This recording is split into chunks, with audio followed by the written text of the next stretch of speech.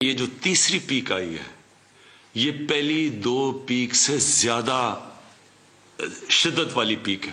جس ریٹ پہ یہ جا رہی ہے یہ پھیلتا گیا تو ہمارے ہسپتال سارے بھر جانے ہیں. خدا نہ خواستہ کہ یہ اگر آپ کی سینے میں چلی جائے یہ بڑی خطرناک بیماری ہے. اس لیے میں آپ کو کہہ رہا ہوں کہ اس کے اوپر پوری احتیاط کریں. بسم اللہ الرحمن الرحیم. السلام علیکم ناظرین، آپ دیکھ رہے ہیں سوال. میں ہوں بیرسٹر احتشام امیر الدین. آپ سن رہے تھے prime minister of Pakistan Imran Khan کو جو وارننگ دے رہے تھے کورونا کے حوالے سے، اور بالکل صحیح کہہ رہے تھے کہ خدا نہ خواستہ اگر یہ بیماری آپ کے سینے میں چلی جائے تو بہت خطرناک ثابت ہو سکتی ہے. ان سے پوچھے جن کو کورونا ہوا ہے اور بیماری ان کے سینے تک پہنچی ہے، لنگز کو افیکٹ کیا، ڈیمیج کیا، بریدنگ پرابلمز ہوئے ہیں. اور وہ جو ہم کہتے ہیں نا جی کہ کتنی بڑی نعمتیں اللہ تعالیٰ کی. فابئی آلائی ربی کما تو کذبان، اللہ تعالیٰ قرآن پاک میں بھی فرماتے ہیں اور تم اپنے پروردگار کی کون کون سی نعمتوں کو جھٹلاؤ گے. تو ایک ایک سانس بہت بڑی نعمت ہے، اور جب آپ کو سانس کے لیے سٹرگل کرنا پڑتا ہے تو پھر آپ کو پتہ لگتا ہے. تو اس وجہ سے احتیاط کریں. میں یہ سٹیٹسٹکس دیکھ رہا تھا کورونا کے حوالے سے، بہت سارے شہروں میں سمارٹ لاک ڈاؤن ہو چکا ہے، اور اگر اسی طرح یہ خدا نہ خواستہ سپریڈ کرتا رہا جس طرح سے کر رہا ہے تو ہو سکتا ہے کہ لاک ڈاؤن بھی ہو جائے. لاہور میں 23% پہ چلا گیا ہے مثبت آنے کی شرح. کچھ دن پہلے، میں ہفتہ پہلے کی آپ سے بات کروں تو 8%، 7% پہ تھا، پھر 9% پہ گیا، پھر 14، اب 23%. پچھلے سال جو سپائک آئی اس کے بعد یہ پیک پہ چلا گیا تو وہ بھی 21-22% تھی، تو اب 23% پہ چلا گیا. اور ایک اور چیز جس میں بہت زیادہ محتاط رہنے کی ضرورت ہے وہ بچوں کے حوالے سے. پنجاب میں 12,000 بچوں کو کورونا ہو چکا ہے، جس میں سے لاہور میں 5,300 بچے اس سے متاثر ہوئے ہیں، اور اسلام آباد میں 92 بچے اس سے متاثر ہو چکے ہیں. اور یہ والا جو سٹرین ہے جو یو کے سے آیا یہ بچوں میں بھی پھیل رہا ہے، تو اس لیے احتیاط کریں. بہرحال آگے بڑھتے ہیں. کنسٹرکشن سیکٹر کے حوالے سے بات کرتے ہوئے پرائم منسٹر نے آج کیا کہا، سنی. زیادہ امپورٹنٹ چیز یہ ہے جو کنسٹرکشن انڈسٹری ہے اس کے ساتھ 30 اور انڈسٹریز جڑی ہوئی ہیں. سارے ملک کے اندر ایک انقلاب آ جائے گا، ملک کی دولت کے اندر اضافہ ہونا شروع ہو جائے گا، لوگوں کو روزگار ملنا شروع ہو جائے گا، کنسٹرکشن کی بوم آ سکتی ہے. اس سے ساری پاکستان کی معیشت کو اوپر اٹھا دے گا. آخر میں پھر سے تاکید کروں گا، آپ کو اس کے لیے اپنے سارے عملہ کو، سٹاف کو تیار کرنا پڑے گا.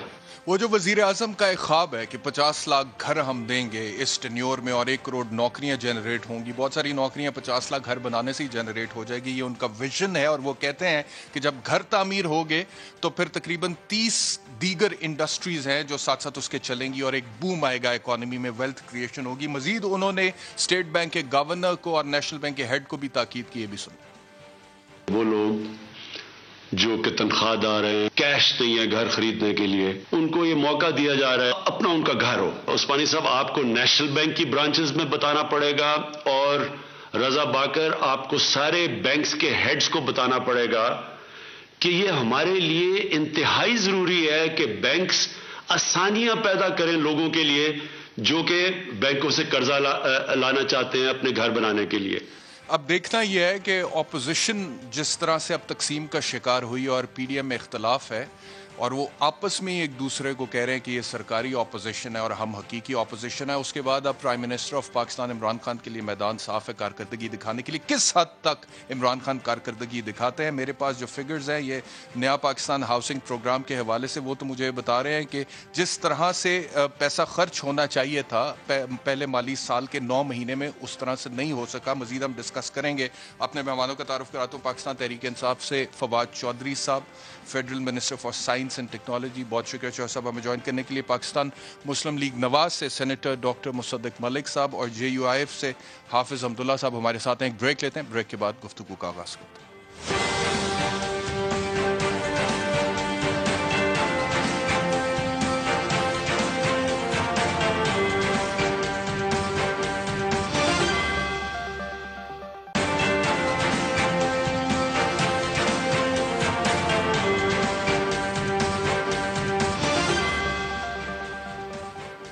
ویلکم بیک ٹو سوال. گفتگو کا آغاز کرتے ہیں. ڈاکٹر مصدق ملک صاحب، آپ سے مجھے بتائیے کہ گورنمنٹ یہ کہہ رہی ہے کہ جی اب ہمارے ساتھ آپ ڈائلاگ کی ٹیبل پہ آئیں، بیٹھیں، آپ سے بات چیت کرتے ہیں اور ملک کے جو مسائل ہیں ان کو ڈسکس کرتے ہیں اور اصلاحات کی بات بھی کر رہے ہیں. کہ اپوزیشن تیار ہے گورنمنٹ کے ساتھ بیٹھنے کے لیے، خاص طور پہ پاکستان مسلم لیگ نواز؟ دیکھیں پہلے میں ذرا آپ نے بڑا اچھا ابتدائیہ دیا ہے، اگر آپ اجازت دیں تو میں صرف 30 سیکنڈ میں اس کا احاطہ کرنا چاہتا ہوں۔ آپ نے بڑی اچھی بات کی، فرمائیں۔ پہلے آپ نے کرونا کو انٹروڈیوس کروایا، پھر آپ نے بتایا کہ پاکستان کا جو اکنامک ریولوشن ہے وہ آئے گا کنسٹرکشن سیکٹر کے ذریعے، اور کنسٹرکشن کی وجہ سے 30 انڈسٹریز جو ہیں وہ چلیں گی۔ اب میں نے نہیں کہا، یہ پرائم منسٹر صاحب کو میں کوٹ کر رہا تھا کہ وہ کہہ رہے ہیں۔ جی میں بھی جب آپ کہتا ہوں تو میرا مقصد یہ نہیں ہوتا، کیونکہ آپ کا ایک پروگرام ہے تو میں آپ سے مخاطب نہیں ہوتا، عوام سے مخاطب ہوتا ہوں۔ نہیں میرا یہ مقصد نہیں جی۔ اب سوال یہ پیدا ہوتا ہے جی کہ پہلے پرائم منسٹر نے کہا کہ یہ ایک فلو ہے اور اس کی حقیقت فلو سے زیادہ کرونا کی کچھ نہیں ہے، تو پھر اب عوام کیا سمجھیں کہ پرائم منسٹر نے پہلے غلط بیانی کی تھی، یا آج جو انہوں نے کہا ہے کہ یہ اگر پھیپھڑوں میں چلا جائے تو جان لیوا ثابت ہو سکتا ہے، یہ سچائی ہے؟ تو پرائم منسٹر کے دونوں متضاد بیان آپ کے سامنے ہیں۔ پھر پرائم منسٹر صاحب نے کہا کہ ہمیں روزگار چاہیے، زندگی نہیں۔ آپ کو یاد ہوگا ایک ڈیبیٹ چلی تھی لائیولیہڈ ورسز لائف کی، بڑی ڈیبیٹ چلی تھی، روز ٹی وی پہ ہوتی تھی یہ بات کہ جناب ہمیں نوکریاں چاہیے، ہمیں روزگار چاہیے، اور ہماری طرح کے جو لوگ تھے وہ یہ کہتے تھے کہ لوگوں کی زندگیاں تو بچاؤ یار۔ چلیں اس وقت کی ڈیبیٹ تو سمجھ آتی ہے۔ آج جب اس کا علاج آ چکا ہے، یعنی وائرس کا علاج آ چکا ہے ویکسین کی شکل میں، تو سوال یہ پیدا ہوتا ہے کہ اب حکومت کی اسٹریٹجی کیا ہے؟ اگر حکومت سمجھتی ہے کہ کنسٹرکشن سیکٹر کے ذریعے پورے ملک میں ایک اکنامک ریولوشن، معاشی انقلاب آ سکتا ہے، تو سوال یہ پیدا ہوتا ہے کہ کنسٹرکشن ورکر جو ہیں کیا ان کو یہ ویکسین لگائی گئی ہے؟ اب میں آپ کے سامنے کچھ سٹیٹسٹکس پیش کرتا ہوں۔ پہلے میں ترقی یافتہ ممالک کی بات کرتا ہوں۔ برطانیہ کے اندر تقریباً 45% سے زیادہ لوگوں کو ٹیکے لگ چکے ہیں اس ویکسین کے۔ امریکہ کے اندر جو کہ 350 ملین یعنی 35-40 کروڑ لوگوں کا ملک ہے، وہاں پہ 38% پاپولیشن کو لگ چکے ہیں ٹیکے، یہ ویکسین لگ چکی ہے۔ اب ہم کہتے ہیں یہ تو امیر لوگ ہیں، ان کو چھوڑ دیتے ہیں، تو واقعی چھوڑ دیتے ہیں۔ اب ذرا غریب ممالک کی طرف آتے ہیں۔ مالدیوز ایک چھوٹا ملک ہے، مالدیوز کے اندر تقریباً 40% لوگوں کو ٹیکے لگ چکے ہیں، لیکن وہ تو ایک چھوٹا ملک ہے۔ تو ذرا بڑے ممالک کی بات کر لیتے ہیں۔ نیپال کے اندر یہ 5.5% لوگوں آبادی کو ٹیکے لگ چکے ہیں۔ شری لنکا کے اندر 4% لوگوں کو ٹیکے لگ چکے ہیں۔ بھارت کے اندر جس کی آبادی تقریباً 1.3 ارب ہے، 1.3 ارب، وہاں پہ 3% آبادی کو یہ ٹیکے لگ چکے ہیں۔ بنگلہ دیش جو پاکستان کے ساتھ ہی علیحدہ ہوا تھا اور پاکستان سے کہیں زیادہ غریب تھا اور پاکستان سے کہیں زیادہ اس کی آبادی تھی 50 سال پہلے، اب تھوڑی کم ہے، وہاں پہ 3% لوگوں کو یہ ٹیکے لگ چکے ہیں۔ پاکستان کے اندر بھلا کتنے لوگوں کو لگے ہیں؟ 0.16%، 0.16%، یعنی 1/4% کا بھی نہیں، 0.16%۔ تو اب جب آپ کنسٹرکشن انڈسٹری کا ذکر کرتے ہیں تو جیسے دیگر ممالک ہیں جو رسپانسبل ممالک ہیں، جنہوں نے اپنے بوڑھے بزرگ بچے بچانے کے لیے سب کو ٹیکے لگائے ہیں، تو اب وزیر اعظم صاحب کی کیا اسٹریٹجی ہے؟ گو ٹو ہیل ہے اسٹریٹجی، کہ مر جائیں جس نے مرنا ہے اور بچ جائے جس نے بچنا ہے۔ یعنی جب ٹیکے نہیں تھے تو سمجھ آتی تھی، بالکل سمجھ آتی تھی کہ پرائم منسٹر صاحب کہہ رہے ہیں، ہم سمجھتے تھے تب بھی زندگیاں جو ہیں وہ زیادہ امپورٹنٹ ہیں، وہ کہتے تھے روزگار زیادہ امپورٹنٹ ہے، ہم مان گئے یا ہمارا زور نہیں چلا۔ مگر آج کیا وجہ ہے کہ پوری دنیا کے اندر ٹیکے لگ رہے ہیں اور پاکستان میں 0.16% ہے؟ پاکستان نے نیگوشیشن بھی نہیں شروع کی ابھی تک، یعنی پاکستان نے جو ٹیکے ابھی تک لگائے ہیں یہ وہ ہیں جو اس کو گرانٹ کی شکل میں چین نے دیے تھے، یعنی اپنے جیب میں سے ایک ٹیکہ بھی نہیں ابھی تک انہوں نے خریدا۔ لیکن اس کی گنجائش کیا ہے؟ یہ آپ صحیح کہہ رہے ہیں، ابھی تک جتنی بھی ویکسینیشن لگی ہے وہ ڈونیشن کی صورت میں لگی جی، اور وہ ابھی تک پوری نہیں ہوئی۔ یعنی جو آپ کو ڈونیشن کے اندر، گرانٹ کے اندر چین نے ٹیکے دیے تھے، آپ وہ بھی نہیں لگا سکے۔ تو آپ کس انقلاب کی باتیں کر رہے ہیں؟ آج جو ہم جب کہتے تھے کہ بند کریں، تمام لوگوں کی زندگیاں بچائیں، اور آپ کہتے تھے لیکن میں نے اسد عمر صاحب سے سوال پوچھا تھا، مصدق ملک صاحب، میں نے اسد عمر صاحب سے سوال پوچھا تھا تو انہوں نے کہا تھا کہ اگر ہم ایک دم بہت ساری ویکسین منگوا بھی لیں تو ہمارے سسٹم میں، ہیلتھ سسٹم میں، جو کہ پاکستان تحریک انصاف نے کھڑا نہیں کیا، پچھلے 70 سال سے مختلف حکومتوں نے کھڑا کیا، اتنی کیپیسٹی نہیں ہے کہ پورے ملک کو ہم کور کر سکیں۔ تو اس حد تک تو پچھلی حکومتوں کی وہ کہتے ہیں کہ ذمہ داری ہے۔ بات یہ ہے، دیکھیں ہر چیز کی اگر ذمہ داری پچھلی حکومت ہے تو انہیں واپس کر دیں۔ اگر آپ سے نہ معیشت چلتی ہے، اگر آپ لوگوں کو ٹیکے بھی نہیں لگا سکتے، آپ کر کیا سکتے ہیں؟ آپ کشمیر کا سودا کر سکتے ہیں، آپ سے کشمیر کی پالیسی بھی صحیح نہیں چلتی، آپ سے ملک کی معیشت بھی صحیح نہیں چلتی، آپ لوگوں کی زندگیاں بھی نہیں بچا سکتے، آپ لوگوں کو ٹیکے بھی نہیں لگا سکتے، آپ صرف لوگوں کو موت کے منہ میں ڈال سکتے ہیں۔ جب ڈینگے آیا تھا پورے پاکستان دنیا میں کہیں ختم نہیں ہوا تو پنجاب میں ختم ہوا تھا نا، اسی ہیلتھ کیئر انفراسٹرکچر کے ساتھ ختم ہوا تھا نا۔ تو آج کیا ہو گیا بھائی؟ ہم یہ سوال پوچھ رہے ہیں کہ آپ نے جو آپ کو مفت، جو آپ کو گرانٹ کی شکل میں جو پہلی ویو آئی تھی کرونا کی، آپ کو پتا ہے کہ بین الاقوامی جریدوں میں پاکستان کے حوالے سے ہیڈ لائنز تو لگیں پہلی ویو کے بعد، اور حکومت پاکستان کی تعریف بھی کی گئی کہ کرونا کو بڑے اچھے طریقے سے پاکستان نے ہینڈل کیا، WHO نے بھی پاکستان کے کردار کو سراہا تھا۔ جی احتشام بیرسٹر صاحب، میں جتنی آپ رپورٹس کہہ رہے ہیں نا اسی کی مطابقت سے برابر کی WHO کی رپورٹس آپ کے سامنے پیش کر سکتا ہوں، جس میں پاکستان کو کرٹیسائز بھی کیا گیا ہے۔ اس وقت آرگومنٹ پاکستان نے یہ دیا کہ روزگار زیادہ امپورٹنٹ ہے، زندگی نہیں، کیونکہ اگر روزگار نہیں ہوگا تو بھی زندگی جائے گی۔ چلے ہم نے مان لیا، میں تو نہیں مانا تھا، میں تو اپوز کر رہا تھا۔ آج کیا وجہ ہے؟ آج جب ویکسین موجود ہے اور پوری دنیا بنگلہ دیش سے بھی ہم کمتر ہیں، کہ بنگلہ دیش نے ہماری جتنی تقریباً آبادی کے اوپر 3% لوگوں کو ٹیکے لگا دیے، کہ ہم ان سے بھی ابتر ہیں۔ یعنی 1.3 بلین، ہماری تو 20 کروڑ ہے نا، تو تقریباً آپ سمجھ لیں کہ 1.2 بلین 3 بلین لوگ رہتے ہیں بھارت میں، انہوں نے 3% لوگوں کو ٹیکے لگا دیے، ہم ان سے بھی ابتر ہیں۔ یہ کیا مذاق ہے کہ ہمارے پاس انفراسٹرکچر نہیں ہے؟ اور پچھلی حکومتوں سے پوچھے تو چھوڑ دینا اگر نہیں آتی حکومت کرنی۔ یہ کیا بات ہوئی کہ حکومت کرنی بھی ہے اور لوگوں کو مارنا بھی ہے اور پھر ذمہ داری بھی نہیں لینی؟ یہ آج جو لوگ روز 60 مر رہے ہیں، یہ کس کی ذمہ داری ہے؟ ذرا یہ سوال کا جواب تو دیا جائے نا۔ اگر بنگلہ دیش میں نہیں مر رہے اور بھارت میں نہیں مر رہے اور پاکستان میں مر رہے ہیں تو کس کی ذمہ داری ہے یہ؟ ٹھیک ہے، چلیے بہرحال یہ پی ٹی آئی سے ہم انتظار کریں فواد چوہی صاحب کا، وہ آتے ہیں تو سرٹنلی وہ جواب دیں گے اس بات کا۔ حافظ صاحب آپ کی طرف آتے ہیں، مجھے بتائیے گا کہ یہ جو گورنمنٹ نے کہا ہے کہ ہم ڈائیلاگ کرنے کے لیے تیار ہیں اپوزیشن کے ساتھ، اور اب ایک کلیکٹیو ڈائیلاگ نہیں ہوگا کیونکہ پی ڈی ایم تو وہ کہتے ہیں کہ ختم ہو گئی اور پی ڈی ایم میں آپس میں دراڑ پڑ گئی ہے، تو پارٹی کی حد تک ڈائیلاگ ہوگا۔ آپ لوگ گورنمنٹ کے ساتھ ڈائیلاگ کرنے کے لیے تیار ہیں؟ بسم اللہ الرحمن الرحیم، بہت شکریہ بیرسٹر صاحب۔ دیکھیے، جمعیت علماء اسلام کا تو روز اول سے موقف یہی ہے کہ ہم تو پارلیمنٹ میں بیٹھنے کے لیے بھی تیار نہیں تھے، ڈائیلاگ کا تو سوال ہی پیدا نہیں ہوتا، لیکن بڑی پارٹیوں کی اور دیگر چھوٹی جماعتوں کی اصرار سے ہم سب پارلیمنٹ میں گئے۔ ابھی 3.25 سال حکومت کے پورے ہونے والے ہیں۔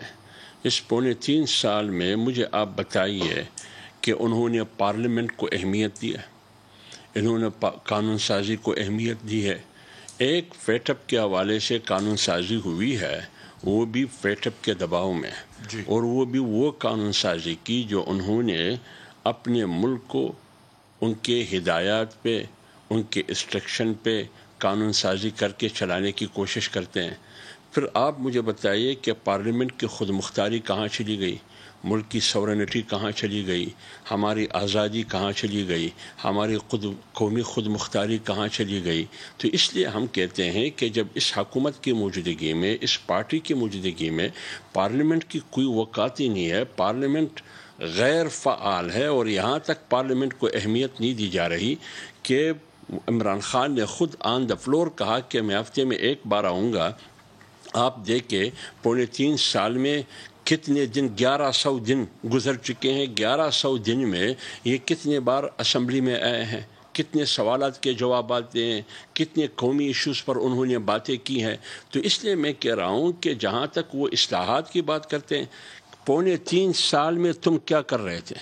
اصلاحات کے لیے تو فنڈ کی ضرورت نہیں ہے، وہ کہتے ہیں اکانومی کا بیڑا غرق، میری بات نہیں ہے۔ دیکھیے بیرسٹر صاحب، بات یہ ہے، میں تو ان کا موقف رکھ رہا ہوں، میں ٹھیک ہے، آپ کی بات بالکل صحیح۔ قانون سازی کے لیے کتنے پیسوں کی ضرورت ہے؟ قانون سازی کے لیے وہ کہتے ہیں اپوزیشن ہمارے ساتھ تعاون نہیں کرتی، میں آ رہا ہوں اسی پر۔ قانون سازی کے لیے تو این آر او وہ کہتے ہیں مانگتے ہیں، اگر ہم فیٹف کے لیے بھی لیجسلیشن کرنا چاہتے ہیں پاکستان کو بلیک لسٹ سے بچانے کے لیے، تو اپوزیشن این آر او مانگتی ہے، گورنمنٹ کہہ رہی ہے قانون سازی کے لیے عقل کی ضرورت ہے، صحیح ہے. قانون سازی کے لیے ویژن کی گورنمنٹ میں وہ ضرورت عقل نہیں ہے. قانون سازی کے لیے فہم اور فراست کی ضرورت ہے. قانون سازی کے لیے سیاسی بصیرت کی ضرورت ہے. ان کے پاس نہ حکومتی کارکردگی کے حوالے سے گڈ گورننس کے حوالے سے کوئی ویژن ہے، نہ بہترین سیاست کرنے کے لیے ان کے پاس کوئی ویژن ہے، کوئی حکمت عملی ہے. جہاں تک آپ نے بات کی کہ ہم تو قانون سازی کے لیے تیار ہیں، یہ این آر او مانگ رہے ہیں. کس نے ان سے این آر او مانگا؟ ان کی اپنی حکومت این آر او پہ کڑی ہے. کیا کاپ کے ساتھ انہوں نے اصول کی بنیاد پر حکومت بنائی یا این آر او کی بنیاد پر؟ کس نے کاپ کو ان کے ساتھ اکٹھا کیا؟ ایم کیو ایم کو فاشسٹ کہتے تھے، کیا انہوں نے اصولوں کی بنیاد پر، اپنے نظریے کی بنیاد پر، اپنے ویژن کی بنیاد پر حکومت میں شریک کر کے انہوں نے حکومت چلانے کی کوشش کی اور کر رہی ہے؟ کہتے ہیں بہت نفیس لوگ ہیں. کیا انہوں نے ان کو دہشت گرد نہیں کہا؟ میں یہ کہہ رہا ہوں، کیا شیخ رشید کو انہوں نے کہا کہ میں آپ کو چپڑاسی رکھنے کے لیے تیار نہیں ہوں؟ پرانی بات ہوگی نا حافظ صاحب. نہیں دیکھیں، پرانی حکومت کی میں یہ کہ حکومت کی کتنا 3.5 سال ہوئے ہیں نا. میں تو 3.5 سال کے اندر کی بات کر رہا ہوں. میں تو 3.5 سال سے پہلے 3 مہینے پہلے کی بات کرتا ہوں. اچھا یہ بتائیے مولانا فضل الرحمان کی طبیعت کیسی؟ میں یہ کہہ رہا ہوں، جمعیت علماء اسلام قطعاً کسی صورت میں پی ڈی ایم کا فیصلہ یہی ہے کہ یہ اتنا اہل حکومت ہے، غیر سنجیدہ حکومت ہے. جب آپ ان کے ساتھ بیٹھتے ہیں تو وہ کہتے ہیں کہ یہ این آر او مانگ رہا ہے، ادھر ہمیں چور ڈاکو لٹھیرا کہتے ہیں، گالی دیتے ہیں، عمران خان سے لے کر ان کے چھوٹے تک کلر تک. جب سارے گالیاں دیتے ہیں، اگر پاکستان پیپلز پارٹی ان کے ساتھ مذاکرات کی ٹیبل پہ بیٹھ گئی تو کیا کریں گے؟ آپ تو کہتے ہیں کہ ہم نے ڈائیلاگ نہیں کرنا. دیکھیں، جہاں تک آپ نے مولانا صاحب کی صحت کی بات کی، مولانا صاحب تھکاوٹ کی وجہ سے، اچھا کافی مصروفیات کی وجہ سے ٹھیک وہ بیمار ہوئے تھے. ویسے طبیعت انہوں نے ٹیسٹ وغیرہ بھی کی، کورونا ٹیسٹ بھی ان کا نیگیٹو. ویسے مریم نواز صاحبہ اور مولانا فضل الرحمان دونوں کی طبیعت ایک ساتھ خراب ہوئی ہے. اب اس سے بھی ہم ایشو بنائیں گے. نہیں میں ایشو نہیں بنا رہا، میں ویسے بات. دیکھیں وہ تو آپ مصدق ملک صاحب بتائیں گے. ہم تو یقین کرتے ہیں کہ اتنی مصروفیات کے باوجود ضرور انسان بیمار ہو سکتا ہے. میں مصروف رہا ہوں، میں بھی 2 دن سے بخار ہوں. صحیح ہے. تو اس لیے میں کہہ رہا ہوں، حافظ حسین احمد آپ کے ساتھی ہیں، انہوں نے کیا کہا آپ کی پارٹی کے والے سے اور مولانا فضل الرحمان کے والے سے؟ آپ میں چاہوں گا کہ آپ رسپونڈ کریں، سن لیں کیا کہہ رہیں حافظ صاحب. ذرا سن. ہم سمجھتے ہیں کہ اس تمام تر صورتحال میں سب سے زیادہ نقصان جمعیت علماء اسلام کو، علماء کو، مدارس کو اور ان طلباء کو ہوا جن کو ٹشو کے طور پر استعمال کیا گیا. ہم سمجھتے ہیں کہ اس وقت ضروری ہے کہ مولانا فضل الرحمان صاحب اپنی توقیر اور عزت کے حوالے سے اپنی بچی کچی ساکھ کو بچانے کے لیے وہ پی ڈی ایم میں جو ان کی صورتحال تھی، ہم کہتے ہیں کہ فوری طور پر مولانا فضل الرحمان صاحب جمعیت علماء پاکستان کی طرف لوٹے. جی حافظ صاحب بڑی سخت باتیں کی. میری بات سنیں نا، میری بات سنیں. دیکھیے بات یہ ہے کہ حافظ حسین احمد صاحب کافی عرصہ جماعت کے ساتھ رہے ہیں. ابھی بھی ریسنٹلی وہ پاکستان کے جمعیت علماء اسلام پاکستان کے مرکزی سیکرٹری اطلاعات تھے، مرکزی ترجمان تھے. 2018 میں 25 جولائی 2018 میں اسی جمعیت علماء اسلام نے ان کو ٹکٹ دی کوئٹہ میں الیکشن لڑنے کے لیے. اسی جمعیت علماء اسلام کے قیادت کے تحت ان کی نہیں، وہ تو ٹھیک ہے، لیکن ایسا کیا ہوا کہ اب وہ یہ کہہ رہے ہیں کہ مدرسے کے بچوں کو استعمال کریں مولانا فضل الرحمان؟ دیکھیں بیرسٹر صاحب، آپ نے سوال پوچھا، مجھے ذرا تفصیل.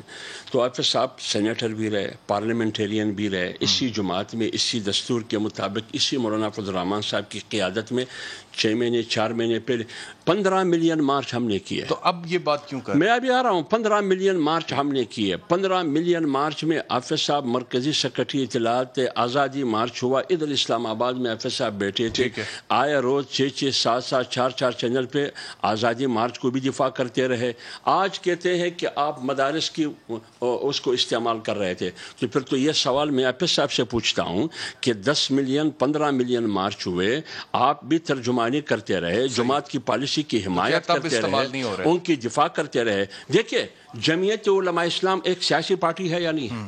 ایک جمہوری پارٹی ہے یا نہیں ہے؟ آئین پر رکھنے والی پارٹی ہے یا نہیں ہے؟ ایک پارلیمانی پارٹی ہے یا نہیں ہے؟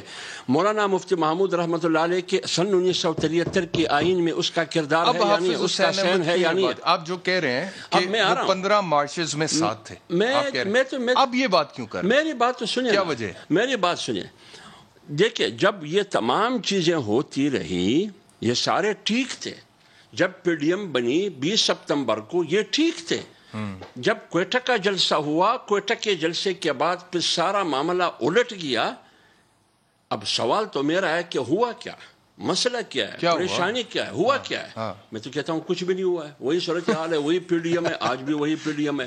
جہاں تک مدارس کی بات کرتے آپ کو کیا ہوا؟ میری بات تو سنیں نا، جہاں مدارس کی بات آپ کرتے ہیں، دیکھیے مدارس کے جو بچے ہیں، مدارس کے جو طلباء ہے، انہیں سیاست میں انوالو کرنا چاہیے. کیوں مدارس کے طلباء سیاست کرنے کا حق نہیں؟ طلباء کو، مدارس کو چھوڑ دیں آپ، طلباء مدرسے سیاست کے لیے استعمال کرنا چاہیے. سنیں نا، چاہے مدارس کے ہوں، یونیورسٹی کے ہوں، کالج کے ہوں، اسکول کے ہوں. میں آپ سے ایک بات پوچھنا چاہتا ہوں، 126 دن کا دھرنا ہوا، وہ کون تھے؟ طاہر القادری یہاں 126 دن یہاں بیٹھے تھے یا 90 دن، وہ کون تھے؟ اچھا وہ تو زندہ باد. لیکن جب مدارس تھا کافی زیادہ عمران خان کے ساتھ، لیکن ایگزیکٹلی یونیورسٹی کالجز کے بچوں کو وہ نہیں لے کر. میری بات سنیں نا، میں دیکھیں بیرسٹر صاحب، بات یہ ہے کیا ہم نے زبردستی ٹرک لاد کر کے ان کو کہا کہ آپ آ جائیں؟ نہیں، وہ تو نہیں کیا نا. وہ کہتے ہیں کہ آپ لوگوں نے ان کی برین واشنگ کی. نہیں، برین واش جب میں یہ برین واش کرتا ہوں کہ آئین کی وفاداری، میں برین واشنگ کرتا ہوں. پارلیمنٹ کی سپریمیسی میں برین واشنگ کرتا ہوں. بچوں کا جو وقت ہے، جمہور کی حکمرانی کے لیے برین واشنگ کرتا ہوں. دیکھیے جب وہ کہتے ہیں کہ آپ ان کو جلسے جلوسوں میں لے آتے ہیں، پھر بہت سارے میڈیا پہ پروگرامز ایسے بھی تھے کہ ان سے پوچھا آپ یہاں پہ کیوں ہیں، انہوں نے کہا ہمیں نہیں پتا کیوں آئے، لیکن بچوں کو اکٹھا کر کے جلسہ گاہ میں لے آئے. وہ کہتے ہیں کہ بچوں کو سیاست کے ایندھن کے طور پر استعمال نہ کریں. میری بات تو سنیے میری، یہ وہی اسٹوڈنٹ ہے، یہی کارکن ہے، ہمارے ورکر ہے، اس کا تعلق مدرسے سے ہو، گلی سے ہو، کوچے سے ہو، کالج سے ہو، یونیورسٹی سے ہو، مدرسے کا طالب علم ہو، جب وہ ووٹ استعمال کرنے کا حق رکھتا ہے، وہ ووٹر کی حیثیت، اور جو 18 سال سے نیچے ہے، جو ووٹ نہیں کر سکتا، اس کو نہیں آنا چاہیے. لیکن آپ مجھے انٹرپٹ کیوں کرتے ہیں؟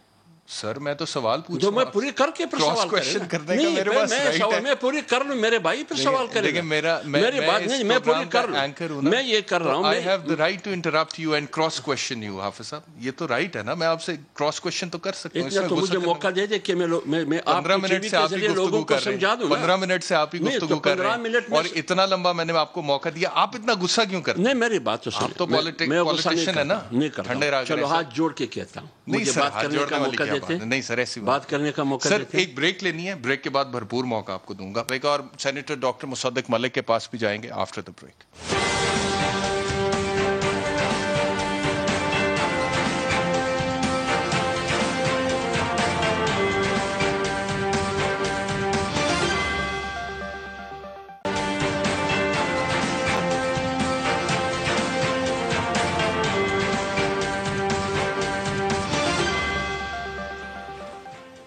ویلکم بیک ٹو سوال. ڈاکٹر مصدق ملک صاحب، بلاول بھٹو زرداری صاحب نے جو پریس کانفرنس کی، اس کا ایک شارٹ آپ کو سنواتے ہیں، پھر آپ سے سوال پوچھتے ہیں. دکھائیے. جہاں تک کون بنے گا پنجاب کا وزیر اعلیٰ، میں تو بالکل سمجھتا ہوں کہ سب سے پہلے حق جو ہے وہ نون لیگ کا ہے، مسلم لیگ کا ہے. قائد حزب اختلاف پنجاب میں حمزہ شہباز ہے، ان کا حق بنتا ہے اور بنتا تھا. اگر کسی وجہ سے وہ حمزہ شہباز صاحب کو نہیں بنانا چاہتے ہیں یا نہیں بنا سکتے ہیں، تو تب ہمیں اس صورت میں پرویز الہی کے ساتھ بھی ضرور بات کرنا پڑے گا. اسی کانفرنس میں بلاول نے یہ بھی کہا ڈاکٹر صاحب کہ آپ کی کرمنل پولیٹیکل نیگلیجنس ہے کہ پاکستان کا اتنا بڑا صوبہ جو ہے آپ نے پی ٹی آئی کے لیے بالکل میدان کھلا صاف چھوڑا ہوا ہے. تو کیا کہیں گے اس حوالے سے؟ جی میں اس پہ کیا کہہ سکتا ہوں، انہوں نے اپنی رائے کا اظہار کر دیا ہے، اور جس رائے کا انہوں نے اظہار کیا ہے کہ ہو سکتا ہے ہمیں پرویز الہی صاحب سے بات کرنی پڑے، اس کا عملی نمونہ جو ہے وہ سینٹ کے لیڈر آف دی اپوزیشن کے جو سلسلہ بنا ہے اس میں آپ کے سامنے آ چکا ہے. اور اسی کا تعلق ہے آپ کے پچھلے سوال سے جو آپ نے پوچھا تھا کہ آپ نیگوشیٹ کریں گے. کیوں نہیں کریں گے بھائی؟ اب دونوں طرف اگر باپ پارٹی بیٹھی ہوئی ہے سینٹ کے، یعنی چیئرمین کس کا؟ باپ کا. وائس چیئرمین کس کا؟ باپ کا. لیڈر آف دا ہاؤس کس کی مدد سے آیا ہے؟ باپ کی مدد سے. لیڈر آف دی اپوزیشن کس کی مدد سے آیا ہے؟ باپ کی مدد سے. تو باپ سے بات کرے گا، کیوں نہیں کرے گا؟ اب تو یہ تمام معاملہ ایک ہی خاندان میں طے ہوگا، ہر قسم کی نیگوشیشن ہوگی، یہاں بھی باپ، وہاں بھی باپ، اوپر بھی باپ، نیچے بھی باپ. تو کیوں نہیں معاملات طے ہوں گے؟ اور اسی کا انہوں نے اندیا یہاں پہ بھی دیا ہے کہ بھائی آپ ایسا کریں کہ ہماری بات سنیں، یہ باپ نہ کریں اور ہمارے ساتھ مل کر چلیں، ہم بڑے اچھے طریقے سے چیزوں کو آگے لے کر جا سکتے ہیں. لیکن اگر آپ نے ہماری نہ مانی تو ہمیں تو باپ سے حکم ہے، اور اس حکم کے تحت تو پھر ہم پنجاب میں کچھ بھی کر سکتے ہیں، تو بھائی کر ڈالیں، ہمیں کیا فرق پڑتا ہے؟ ہم نے کون سا کوئی زور کر دیا، کیا کر دیا؟ آپ جب کہتے ہیں کہ ہمیں تو باپ سے حکم ہے، تو اشارہ کس کی طرف ہے آپ کا؟ میں نے آپ کو ابھی پورا بتایا ہے، اب آپ بھولے پن کا مظاہرہ کر رہے ہیں. اگر نہیں میں بھولے پن کا مظاہرہ نہیں کر، آپ جب کہتے ہیں کہ آپ کو باپ سے حکم ہے، جی تو یہ جو میں نے آپ کو پورا، یار آپ کیسے آدمی ہیں ویسے، بادشاہ آدمی ہیں. دیکھیں میں نے آپ کو بتایا کہ اینکر پہ کبھی معصومیت کا الزام نہیں لگ سکتا. صرف وہ ہمارا ایک دوست ہے جو کہتا ہے میں آپ سے معصومانہ سوال پوچھنا چاہتا ہوں، تو آپ اس طرح کے معصومانہ سوالات مجھ سے نہ پوچھیں. میں نے آپ کو بتا دیا ہے کہ ایک میں نے آپ کو نہیں، میں صرف آپ سے یہ پوچھ رہا ہوں کہ آپ کہہ رہے ہیں کہ ہمیں باپ کی طرف سے حکم ہے، تو ہمیں آپ اسی باپ کی بات کر رہے ہیں جس باپ نے بقول آپ کے جنہوں نے چیئرمین سینٹ الیکٹ کروایا اور ڈیپٹی چیئرمین سینٹ الیکٹ کروایا، لیڈر آف دی اپوزیشن بھی الیکٹ کروایا، جنہوں نے ڈیپٹی چیئرمین سینٹ الیکٹ کروایا، جن کی مدد سے، تو اس باپ کو تو آپ باپ مانتے نہیں نا بھائی. یہ تو اب پیپلز پارٹی تو مانتی ہے نا، تو یہ سوال تو اب تو پیپلز پارٹی جو ہے، میں نے آپ کو پہلے بتایا کہ میں نے ایک نقشہ پورا کھینچا کہ دائیں جانب بھی باپ، بائیں جانب بھی باپ، سامنے بھی باپ، اس کے نیچے بھی باپ. تو باپ ہی باپ ہے، باپ رے باپ. اب تو ہوگی تنظیم سازی بھی، اب تو ہوگی آئین سازی بھی، اب تو ہوگی قانون سازی بھی. تو اب تو تمام پارلیمان کے لوگ کہہ رہے ہیں باپ رے باپ. اور پی ٹی آئی سے ہمیں جوائن کیا جی فاروق حبیب صاحب نے. فاروق صاحب بہت شکریہ، فاروق صاحب بہت شکریہ ہمیں جوائن کرنے کے لیے. فاروق صاحب یہ بتائیے گا کہ اپوزیشن کو جو انویٹیشن گیا گورنمنٹ کی طرف سے ڈائیلاگ کا، آپ ایکسپیکٹ کریں کہ اپوزیشن آپ کے ساتھ آ کے بیٹھے گی، یا پھر آپ ایکسپیکٹ کریں کہ اپوزیشن میں سے کچھ جماعتوں کو آپ ڈائیلاگ کرنے پہ رضامند کر لیں گے؟ دیکھیں بات یہ ہے کہ جو اپوزیشن کا معاملہ ہے، ہم تو ان کو کہہ رہے ہیں کہ آ کے آپ اپنا ایک تعمیری اور کنسٹرکٹیو کردار ادا کریں جی. اور جو پی ڈی ایم کا حشر نشر ہوا ہے وہ اب آپ کے سامنے ہے. اپوزیشن تو ایک دوسرے کے لیے اپوزیشن کا کردار ادا کر رہی ہے، اور جو اپوزیشن کے معاملات ہیں وہ کسی سے ٹھکے چھپے نہیں ہیں. اور جو انہوں نے ایک ایجنڈا بنا کے انتخابات ہوتی ہے، الیکشن ریفارم ہونے چاہیے، تو ہم سے ان کو کہہ رہے ہیں پارلیمان کے اندر آ کر الیکشن ریفارمز کے اوپر جو ہے وہ بات کرتے ہیں. اس کا فورم بھی پارلیمنٹ ہے جی. اور ہم نے ایک مثبت قدم لیا ہے، اس کی طرف سے اپوزیشن کی طرف سے بھی جو ہے اس کا مثبت جواب آنا چاہیے. دیکھیں جہاں تک رہی بات یہ ابھی جو رونا دھونا شروع ہوا ہے ان کا، دیکھیں انہوں نے تو ہمیں بتایا کہ گیلانی صاحب جو ہیں وہ بہت اچھے پارلیمنٹیرین ہیں، بہت اچھے طریقے سے لوگوں کو ساتھ لے کے چلتے ہیں. آئے روز ان کی تعریفیں، ان کے قصیدے یہ مصدق ملک صاحب بھی کرتے تھے، ان کے باقی کولیگز بھی کرتے تھے، مریم صفدر بھی ان کی تعریف کرتے کرتے نہیں تھکتے تھے. تو اب اپوزیشن لیڈر اگر وہ بن گئے ہیں تو رونا دھونا کس بات کا شروع کیا ہوا ہے؟ صحیح. وہ بھی ایک پارلیمنٹری پریکٹسز کا ہی حصہ ہے نا. جس طریقے سے وہ بھی اگر بن گئے ہیں تو سامنے آ گئے ہیں. اب رونا دھونا ان کو یہ ہے کہ انہوں نے جا کر گھڑی خدا بخش میں دیے بھٹو کے نعرے بھی لگا دیے، بلاول کو چھوٹا بھائی بھی بنا لیا، اور زرداری صاحب کے لیے بھی اچھے کلمات فرما دیے. تو اب جو ہے وہ ان کی مطلب کی ان کی خواہش کی چیزیں اگر نہیں ہو رہی تو اس کے اوپر جو ہے وہ انہوں نے شور مچانا شروع کیا ہوا ہے. تو میں یہ سمجھتا ہوں کہ اب تو آپ کہہ رہے ہیں کہ پی ایم ایل این استعمال ہوگی پیپلز پارٹی کے ہاتھوں، ٹیشو پیپر کی طرح استعمال ہو گئی ہے، میں تو یہ کہوں گا. اور آپ دیکھیں کہ سیاسی ناپختگی بھی ہے ان کی طرف سے بھی، لیکن بنیادی چیز یہ ہے کہ ایجنڈا کوئی نہیں ہے نا، کوئی قدر مشترک نہیں ہے. 11 جماعتوں کی 11 زبانیں، 11 لیڈر، 11 کہانیاں اور 11 افسانے، وہ تو سب مذاق بن کے سامنے آ گئے نا. عوامی ایجنڈا تو ان کے پاس ہے نہیں، اپنے مفاد ہیں، ذاتی مفاد ہیں. اچھا جی اعظم نذیر تارڑ صاحب کو کیوں نہیں بنایا جی اپوزیشن لیڈر؟ اچھا جی لڑ پڑے.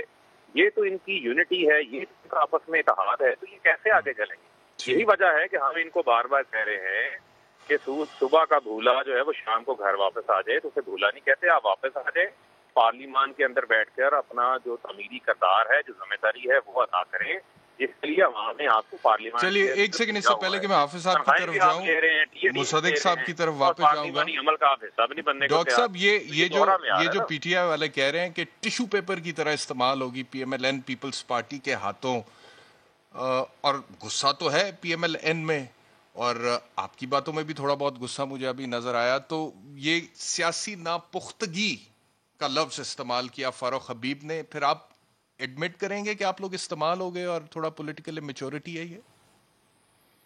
بیرسٹر صاحب نہیں، غصہ مجھے پہلے سیگمنٹ میں تھا آپ کے، جہاں پہ میں نے یہ جانا کہ حکومت نے موت مقرر کی ان تمام لوگوں کے لیے جن کو ویکسینیٹ نہیں کیا کرونا کے خلاف، اور میں نے اسٹیٹسٹکس بھی دیے. ہاں اس وقت غصہ تھا. دوسرے اس میں تو کوئی غصہ نہیں تھا.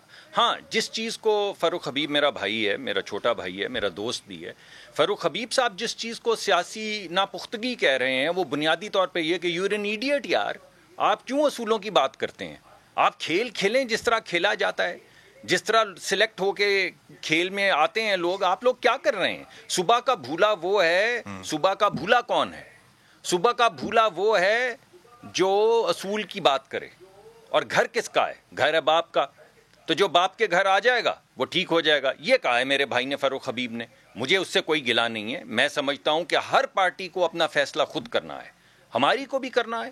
یہ حق ہے تمام پارٹیز کو، پیپلز پارٹی سمیت، کہ وہ اپنی سیاست خود مقرر کریں.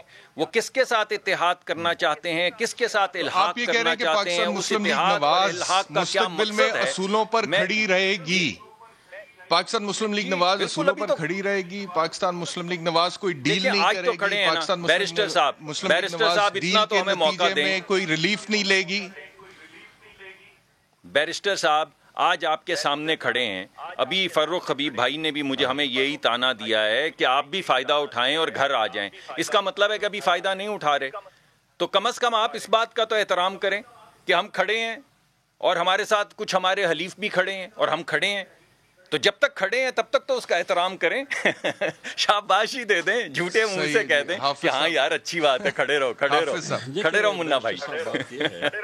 جہاں تک آپ کی سوال کا تعلق ہے وہ ایک اثر رہ گیا کہ مدارس کے طلباء ٹیشو پیپر کی طرح PMLN کے لیے یا PDM کے لیے استعمال ہو رہے ہیں. دیکھیے بات یہ نہیں ہے. مدارس کے طلباء جب دہشت گردی کی نام یہاں جنگ شروع ہوئی تو اس وقت بھی الزام لگا کہ انتہا پسندی ہو، شدت پسندی ہو، دہشت گردی ہو، یہ مدارس سے پنپ رہی ہے. کتنا واویلا ہو رہا تھا پارلیمنٹ میں، پارلیمنٹ سے باہر، یہاں تک کہ پھر جمعیت علماء اسلام نے اس میں وہ رول ادا کیا. دینی مدارس کی تنظیمات، وفاق المدارس نے سر فہرست اور تمام مکاتب فکر نے کہ ہم مسلح سیاست پر، بندوق اور بارود کی سیاست پر یقین نہیں رکھتے. اس بیانیے کو اپناتے ہوئے مولانا فضل الرحمان صاحب پر 3 خودکش حملے ہوئے. ہمارے پارلیمنٹرین حسن جان مولانا شہید ہوئے، مولانا معراج الدین پارلیمنٹرین تھے، مولانا نور محمد، ڈاکٹر خالد سومرو، کتنے علماء میں آپ کو بتا دوں جس پر حملے بھی ہوئے اور ہمارے سینکڑوں کارکن شہید ہوئے اس میں. جب آج مدارس کے طلباء پارلیمنٹ کی بات کرتے ہیں، آئین کی بات کرتے ہیں، جمہوریت کی بات کرتے ہیں، اپنی مرضی سے جو ووٹ استعمال کرنے کا حق رکھتا ہے، ووٹر کی حیثیت رکھتا ہے، کسی کو اپنی مرضی سے ووٹ دے کر پارلیمنٹ میں منتخب کر کے بھجوا سکتا ہے، تو پھر وہ احتجاج میں کیوں نہیں آ سکتا؟ وہ جلسوں میں کیوں نہیں آ سکتا؟ وہ مظاہروں میں کیوں نہیں آ سکتا؟ وہ جلسوں میں. ہاں جہاں تک شیرخوار بچوں کی بات ہے، 18 سال سے کم، میں ابھی آ رہا ہوں، 15 16 17، ٹھیک ہے. جہاں تک شیرخوار بچوں کی بات ہے، میں یہ کہہ رہا ہوں، جہاں تک شیرخوار یا 18 سے کم یا 10 سے کم یا 12 سالہ، ہم اس طرح نہیں کریں گے جیسے طاہر القادری نے کیا. شیرخوار بچے بھی اس کے اجتماع میں تھے اور 126 دن کے دھرنے میں بچیاں بھی تھی، بچے بھی تھے، شرخوار بھی تھے، یہ سارے قسم کے تھے. لیکن جمعیت علماء اسلام ایک اصولی سیاست کرے گی. 25 جولائی 2018 کے الیکشن کے نتیجے میں جو سسٹم اس ملک پر مسلط کیا گیا ہے، ہم اس نظام اور اس سسٹم کی تبدیلی کی بات کرتے ہیں. اگر کوئی یہ کہہ رہا ہے کہ طلباء کے مدارس کو ٹیشو پیپر کے طور پر استعمال کیا جا رہا ہے، یہ زبان جو بھی استعمال کرتا ہے، یہ زبان PTI کی زبان تو ہو سکتی ہے، یہ زبان ان قوتوں کی ہو سکتی ہے جس کو ہم غیر سیاسی اشرافیہ کہتے ہیں، غیر جمہوری قوتیں کہتے ہیں، یہ اس کی زبان تو ہو سکتی ہے، یہ جمہوری قوتوں کی زبان نہیں ہو سکتی. خوش ہونا چاہیے کہ مدارس کی طلباء پارلیمنٹ کی طرف دیکھ رہے ہیں، آئین کی طرف دیکھ رہے ہیں، جمہوریت کی طرف. گورنمنٹ کا بھی سٹانس لے لیتے ہیں. فاروق حبیب صاحب آپ نے سنا ہے، کس طرح سے رسپونڈ کریں گے؟ جی دیکھیں، بات یہ ہے کہ اگر تو ڈاکٹر مصدق ملک صاحب کو بات کریں اور وہ سود کی بات کریں تو چلے میں ان کی حد تک تو ماننے کو تیار ہوں، کیونکہ وہ اپنی جماعت کی نمائندگی کر رہے ہیں اور خاص طور پہ مریم صفدر کی بات کر رہے ہیں، تو وہاں پر اصول نہیں ہے، وہاں پر لالچ ہے. آپ یہ دیکھیں، اصول تو یہ تھا کہ جن کے 80 ووٹ تھے پارلیمنٹ کے اندر، تو سینٹ کا امیدوار تو ان کا ہونا چاہیے تھا. اس وقت اصول کہاں گئے جب یوسف رضا گیلانی جن کو نواز نے نااہل کروایا تھا $60 ملین کے لیے، اس وقت تو آپ نے اصولوں کے اوپر کمپرومائز کر لیا ہے. اس وقت آپ کے اصول کہاں گئے جب آپ کا ٹویٹر 1 سال کے لیے جو ہے وہ خاموش رہتا ہے, آپ بولے ہی نہیں, آپ نے کوئی جلسہ نہیں کیا, جلوس نہیں کیا. اس وقت آپ کے اصول کہاں گئے؟ اس وقت اصول, آئین, قانون کہاں گیا؟ جب آپ دوائی لینے لندن جاتے ہیں, یہاں پر ایک اسٹامپ پیپر جمع کرا کے جاتے ہیں کہ ہم واپس آئیں گے, اب عدالتیں آپ کو بلا رہی ہیں, آپ واپس نہیں آ رہے, ان کو اشتہاری کر دینا پڑ رہا ہے, وہاں آپ کا اصول نظر نہیں آتا. اور اصول کی بات تو وہ کرے نا جنہوں نے کبھی وہ گھر دیکھا نہ ہو. معاملہ یہ ہے, ان کی تو ابتدا بھی وہیں پہ ہوئی ہے, ان کی آخرت بھی وہیں پہ ہوئی ہے. اب معاملہ یہ ہے کہ اصولوں کی بات جو ہے وہ چچتی نہیں ہے جب یہ کرتے. ہاں, لالچ کی بات ہو سکتی ہے ان کی جماعت کی طرف سے, اس لالچ کے پردے نے ان کو اتنا دیکھنے سے. ٹھیک ہے, چلے آپ نے, میں چاہتا ہوں کہ P M L N respond کر دے, وقت میرے پاس کم ہے. یہ ڈاکٹر صاحب وہ کہہ رہے ہیں کہ کیا اصولوں کی بات کریں, آپ نے سن ہی لیا جی. وہ کہتے ہیں جی لالچ کی بات ہو سکتی ہے, اصولوں پہ تو آپ کبھی کھڑے نہیں ہوئے. پتہ نہیں جی, اگر آپ واقعی یہ سمجھتے ہیں یا فاروق حبیب صاحب سمجھتے ہیں تو سمجھتے رہیں. ہم تو اپنی سیاست جو ہماری سمجھ بوجھ میں آ رہی ہے وہ کر رہے ہیں. باقی اصولوں کی کیا گفتگو کرنی. جس معاشرے میں وزیر اعظم کہیں کہ میں مونچھوں سے پکڑ کے جیل میں کال کوٹری میں پھینک دوں گا, اور پھر لوگوں کے الیکٹڈ جو ممبرز ہیں ان کی گاڑیوں میں سے 30-30 35 کلو ہیروئن نکلے. ختم ہو گیا. ڈاکٹر مصدق صاحب بہت شکریہ, حافظ حمداللہ صاحب بہت, فاروق حبیب صاحب بہت شکریہ. انشاءاللہ اگلے ہفتے آپ سے دوبارہ ملاقات ہوگی. اپنا بہت خیال رکھیے. اللہ حافظ.